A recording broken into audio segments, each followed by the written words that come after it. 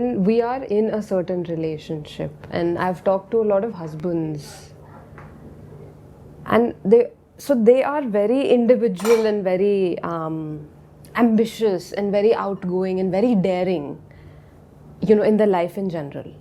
However, when it comes to going home, meeting their wives or bringing their wives, out in the open, there's always an underlying fear, always, without exception.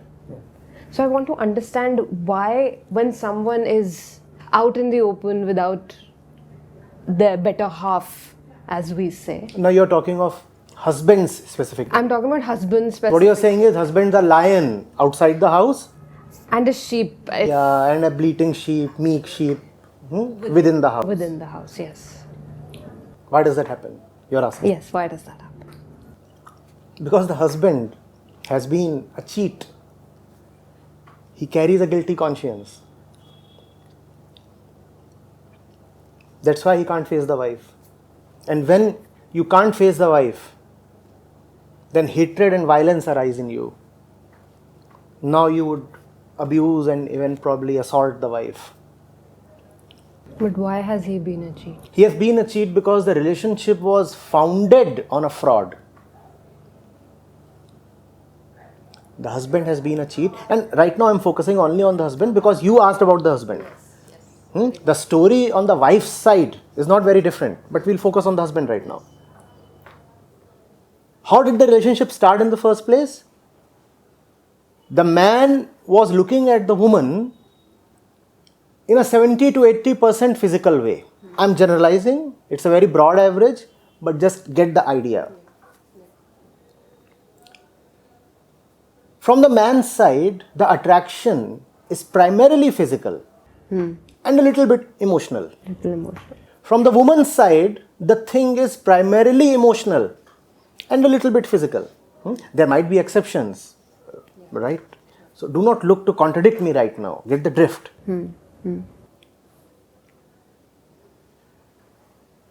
Man says, I love you. The woman reciprocates. Both are using the same words. Yeah. But what they are saying is very different. When the man says, I love you, what he means is, when can we get into bed? When the woman says, I love you, what she means is, when can we get married? Again, it's a very broad generalization. Emotional support. Yes. And the man knows what the woman is expecting from him. The man fully well knows what the woman is expecting from him. How does the man know? Because the man has seen his mother. Okay. The man has seen his mother. The man has seen the emotional side of the mother. So the man knows the woman's emotionality. But the woman has never seen the sexual side of her father. So the woman really does not know man's sexuality that much. Do you get this? The man knows the woman's emotionality, but the woman does not know the man's sexuality. The woman takes the man almost as some kind of a male friend, Sakhi Saheli. I have found a male Saheli. That's the boyfriend. But the man fully well knows what the girlfriend means to him. The girlfriend means a nice, consumable body. All right. Right? So the man is deceiving. The woman is not deceiving so much. The woman is more morally upright in her internal calculation than the man is. The woman is saying, now I am committed to you.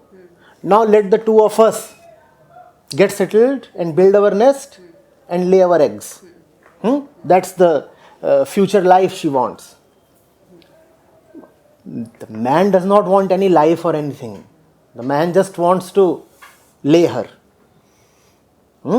But he cannot really lay her or have her body secured for his consumption unless he marries. So, with some kind of a reluctance, he marries. Now, the marriage is not because he really wants to confine himself to a nest. The marriage is so that he can peacefully consume. She keeps resisting me, and she keeps raising heckles every time I ask her for the next round of sex. Now, just to shut down her mouth, just to shut her up, let the two of us get wedded. And so there is the wedding. Okay. Now, after the wedding, the woman has her expectations, lot of expectations, and the man had never really signed up to meet those expectations, but he has to. He tries to, but he cannot fulfill the expectations because his heart is not there. His heart is only in the bed, but the woman wants him to do a lot of other things as well. Slowly it starts becoming open and apparent that the man had defrauded the woman. So now he has to act like a guilty thief. In his own house. That's why you might be the president of the world. But in your own house, you just keep bleating like a goat. That's the nature of the relationship. That's the nature of the bodies. Anything to uplift yourself from this level that you have put in, First of all, stop deriving the benefits from that level. You have had enough of the woman's body. You have exploited the woman and suffered exploitation in return. See to what extent you still want to continue this bodily business. If the exchange of bodies is almost a business transaction, then you'll have to keep paying the price.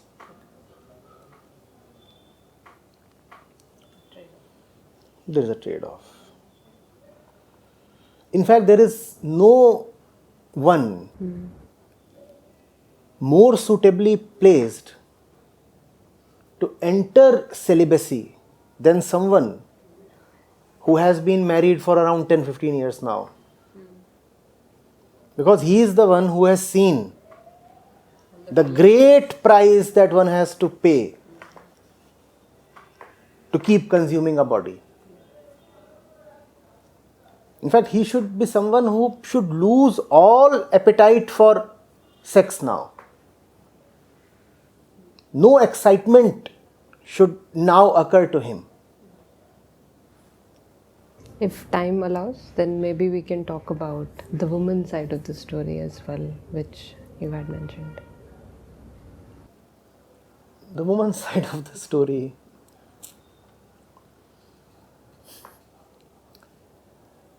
She too comes to know after a point that things are not as she had Dreamed of them. She is a woman later, a person first. She has as much intellect as the man, if not more. Once she realizes that the story is different, then she ought to act maturely and give up the old narrative. It is never too late to grow up. Or is it? There is obviously much more to life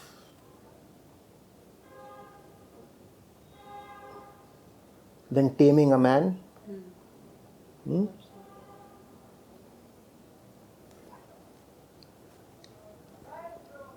It is no great accomplishment to have a domesticated husband, or is it?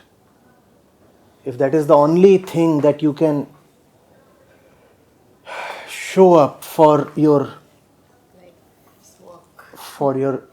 work of a lifetime,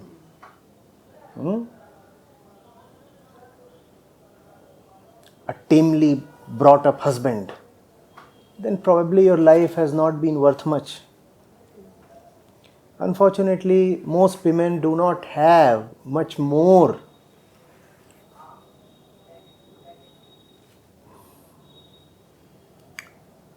to show.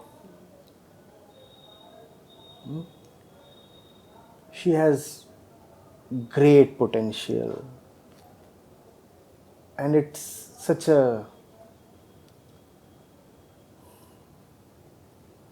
shame that all her potential remains concealed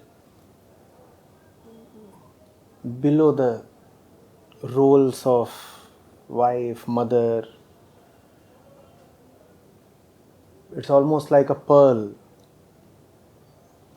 lying at the bottom of a sea of hormones. She has to dive deep into this sea,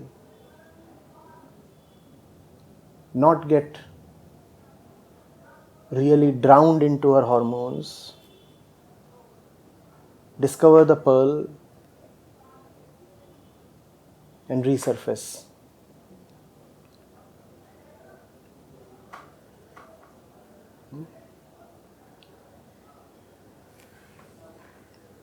It is possible. I mean, you can keep your husband in control. You may discover within 5 or 7 years of your marriage, or within 5 or 7 days of your marriage, that your husband is an absolute scoundrel, an idiot of the worst category. And you may decide that the best course of action in such a situation is to keep your husband leashed, is to ensure that he doesn't run away from the house. And you may succeed in doing that. And most women indeed do succeed in doing that, right? You ask them, tell me of your success story. And she will immediately point towards that husband, that caricature, roaming around in the household like a pet dog.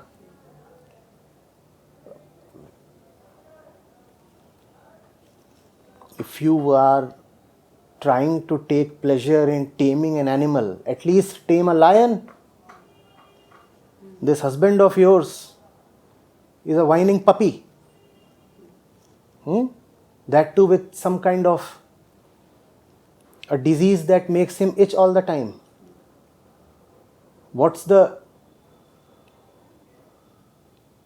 glory in taming him and riding him and controlling him?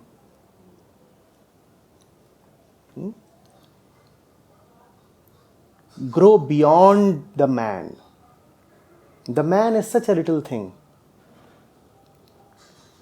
Your potential is far, far greater than the man. That man or any man, as you said. Yes.